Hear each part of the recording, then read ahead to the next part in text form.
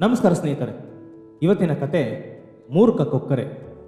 ಒಂದು ಕಾಡಿನಲ್ಲಿ ಸುಂದರವಾದ ಸರೋವರ, ಅದರ ಪಕ್ಕದಲ್ಲಿ ಒಂದು ದೊಡ್ಡ ಆಲದ ಮರ. ಆ ಮರ ಹಲವಾರು ಕೊಕ್ಕರೆಗಳ ವಾಸಸ್ಥಳವಾಗಿತ್ತು. ಆ ಮರದ ಬುಡದ ಟೊಳ್ಳಿನಲ್ಲಿ ಒಂದು ವಿಷಪೂರಿತ ಹಾವು ವಾಸವಾಗಿದ್ದು, ಕೊಕ್ಕರೆಯ ಮರಿಗಳು ಮೊಟ್ಟೆಯೊಡೆದು ಹೊರಬಂದ ನಂತರ ಆ ಹಾವು ಮರದ ಮೇಲೆ ಹತ್ತಿ ಆ ಮರಿಗಳನ್ನು ತಿನ್ನುತ್ತಿತ್ತು.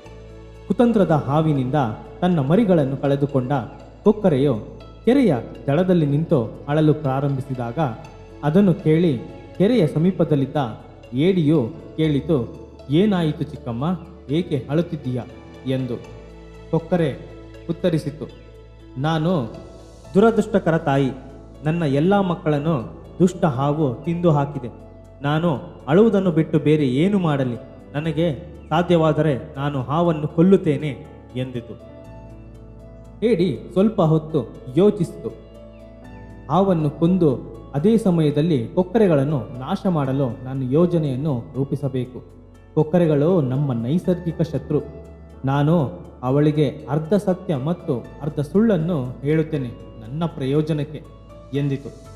ಹಾಗೆ ಯೋಚಿಸಿದ ಏಡಿಯು ಕೊಕ್ಕರೆಗೆ ಹೇಳಿತು, "ಚಿಕ್ಕಮ್ಮ, ಆ ಹಾವನ್ನು ಹೋಗಲಾಡಿಸಲು ನಾನು ನಿಮಗೆ ಒಂದು ಉಪಾಯವನ್ನು ಹೇಳುತ್ತೇನೆ. ನೀವು ಮಾಡಬೇಕಾಗಿರುವುದು ಹತ್ತಿರದಲ್ಲಿ ಮುಂಗುಸಿ ವಾಸಿಸುವ ಬಿಲದಿಂದ ಹಾವಿನ ಟೊಳ್ಳಿನವರೆಗೂ ಸ್ವಲ್ಪ ಮೀನು ಮತ್ತು ಮಾಂಸವನ್ನು ಎದುರಿಸಿ.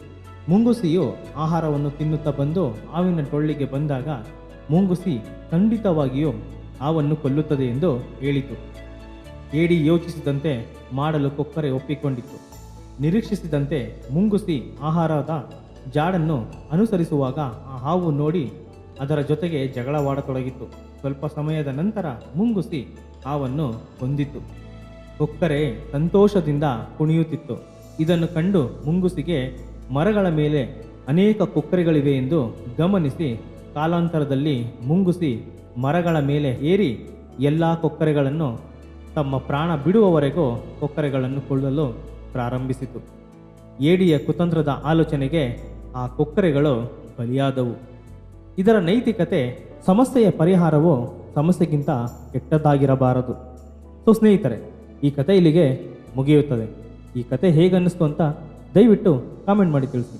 ಹಾಗೆ ಈ ಚಾನಲನ್ನು ಸಬ್ಸ್ಕ್ರೈಬ್ ಮಾಡಿ. ಮುಂದಿನ ವಿಡಿಯೋವೊಂದಿಗೆ ನಿಮ್ಮನ್ನು ಮತ್ತೆ ಭೇಟಿಯಾಗುತ್ತೇನೆ. ನಮಸ್ಕಾರ.